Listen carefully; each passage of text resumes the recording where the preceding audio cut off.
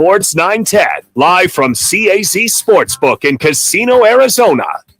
Casey joins us here from the CAZ Sportsbook, as he does each and every week here on Rock and Manute with GBB Fox Sports 910, as we're broadcasting from the stage in the CAZ Sports Bar, which is next to the Sportsbook. And I want to ask you, Casey, looking at the Masters, did you have, I don't know how many people get into betting on golf, and a lot of people are in those pools where you're picking a couple and you put them together and the lowest score wins, things like that. But did you have a lot of action like on Sunday specifically, or was it so? How was the golf part of the sportsbook this weekend? It was good. A majority of the bets were future bets, people to win. We did have some bets on Sunday. It was a little difficult though with rounds being suspended. Yeah. So they didn't really have much time to do the head-to-head matchups for the final pairing. How does that change then for the sports book, or does it change anything for you guys? Yeah, it changes for us for sure, because by having to suspend the rounds, we normally would have it out the night before. So you'd have, 12 to 14 hours to place those bets. With the suspensions, delays, all that, there was realistically only like a 2-hour window. Okay. So you weren't able to get as many matchups out. And going in, Rahm had some pretty good odds, right? Yeah, Rahm was plus 900 to win it. The two favorites were McIlroy and Scotty Scheffler.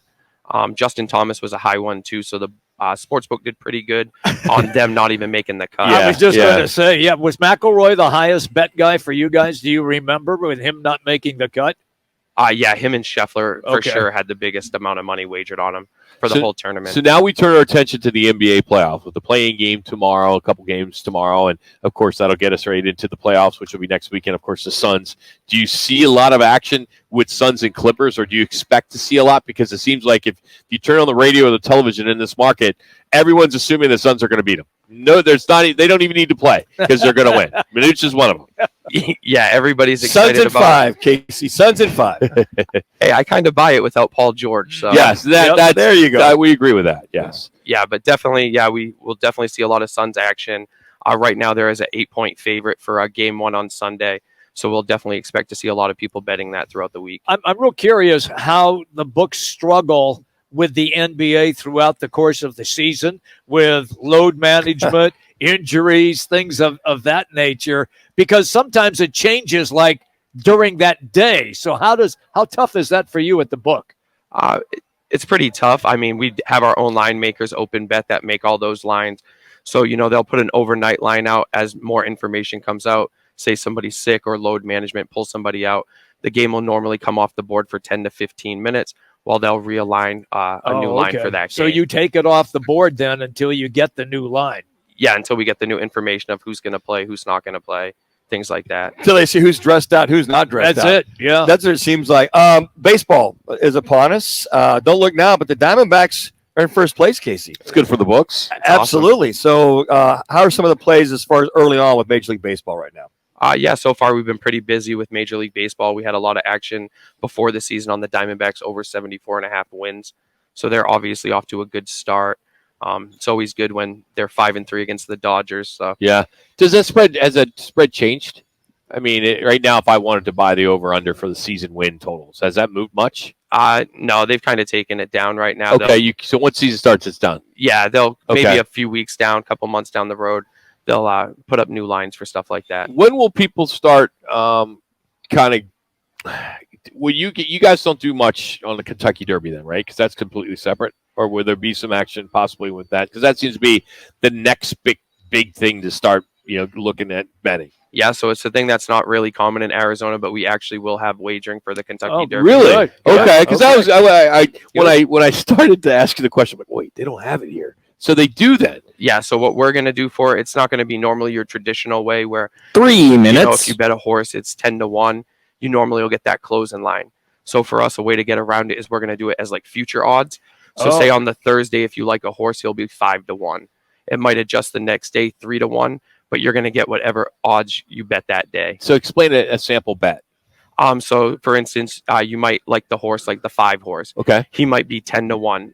So for every $1 you put up, you'd win $10. Okay. So say you come in on a Thursday, he's 10-1. You put up $5 there. That's the minimum bet.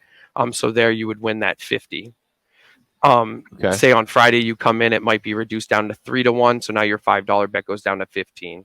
But the bet that you made on that Thursday stays. Correct. Okay. Yep. Okay. And then we'll also have exacta boxes, things like that for the main. Sure. So I think as that's well. something a lot of people don't know, because I just always assumed in the past you got to go to a bar that has off-track betting, right? I mean, that's always been a case. 2 A couple minutes. of our partners, the Tavern Grill and Arena, they have the place is so packed on that Saturday for the Derby. So you're saying you can watch the Derby here, which is great too. So you can bet it here then. Yeah, of course. Yeah. So anybody that wants to come down, we'll have plenty of specials that day. We'll have the Derby on, and you'll be able to bet throughout the day on that. Love it. Not just the Kentucky Derby, but all the races for that day. Oh, that's even better. I'm Good a stuff. big pick six guy. I've had success with that in the past. Will you offer that up as well? No, unfortunately, it's only going to be pick the winner. Okay. But for the main race, you'll be able to do pick the winner as well as exacta boxes. Okay. Or exactas. Casey, thank you, buddy. Appreciate it. How far you think your Celtics are going to go here? You have confidence? I mean, most Boston people do. I mean, you probably have them going to the finals and winning. And, let's just be honest. Can you get past Milwaukee? You guys are very confident. To be really honest, I actually think the Bucks are the team to beat in the East.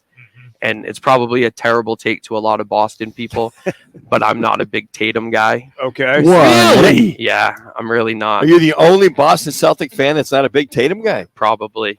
Yeah. Wow. So you're not from there then, right? Of course I am. I mean, Of course I am. He's a one-dimensional player. Yeah. You can put the ball in the basket. wow, I take him on my team any day of the week. You might have lost your Massachusetts card. Man. Casey, appreciate you, buddy. Thank you. That's Absolutely. good stuff. It's Casey here from the Sportsbook in Casino, Arizona. It's open from 8 to 11 every day. They do such a great job, so we appreciate him taking some time here on Rock and Manooch with Jimmy B. As I mentioned, going to the break, before Casey came on the air, I want to tell you about the Yellow Jacket, Green Jackets. I'll get into that at the top of the hour. Also coming up in the next hour, we'll catch up with Frank Sanders, get his thoughts on Odell Beckham going to Baltimore. Cardinals did sign another free agent today, so we'll get into that as well. Yeah. I'm laughing. I'm Another sorry. special teams player. Yes, exactly. They have more special team players on their roster than anybody in the league. We are a special team abundance. And You're a special backups. teamer. You want to come to Arizona? Special teams are us. Jeez, it's kind of crazy, right? Yes. I mean, I don't get it, There's Rock. been- I do not get what they're doing. And could this be a one hit, or I should say a one strike for one out? I hope for Jonathan Gannon. Yeah. I hope not.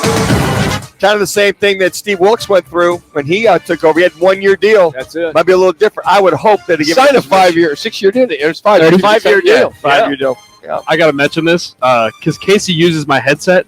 It is soaking wet right now. He was nervous. He was He was sweating. dripping.